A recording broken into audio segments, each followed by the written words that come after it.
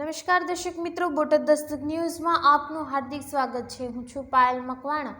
આપ જોઈ રહ્યા છો બોટાદ દસ્તક ન્યૂઝ। હવે પછીના સમાચાર વિગતવાર।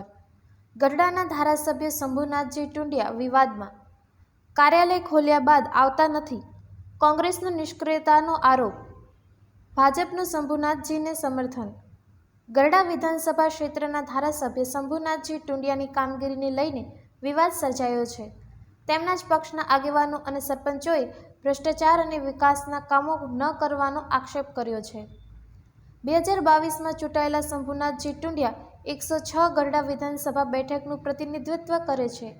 આ બેઠકમાં ગઢડા, વલભીપુર અને ઉમરાળા એમ 3 તાલુકાનો સમાવેશ થાય છે। ભાજપના નેતાઓએ ધારાસભ્યની તરફેણમાં મત વ્યક્ત કર્યો છે। ગઢડા તાલુકા ભાજપ પ્રમુખે જણાવ્યું કે ધારાસભ્ય સતત સક્રિય રહીને ગામોના વિકાસ માટે પ્રયત્નશીલ રહે છે। તેણે આક્ષેપોને પાયાવિહોણા ગણાવ્યા છે। બીજી તરફ બોટાદ જિલ્લા કોંગ્રેસ પ્રમુખે આરોપ મૂક્યો છે કે ધારાસભ્યો ચૂંટણી જીત્યા બાદ નિષ્ક્રિય થઈ ગયા છે।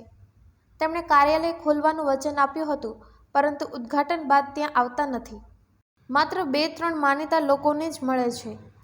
ગઢડાના નાગરિકોમાં પણ ધારાસભ્યની કામગીરીને લઈને અસંતોષ જોવા મળી રહ્યો છે। વિકાસના કામો અંગે સવાલો ઉઠી રહ્યા છે। સૌજન્ય દિવ્ય ભાસ્કર, બોટાદ દસ્તક ન્યૂઝ, પાયલ મકવાણા, બોટાદ।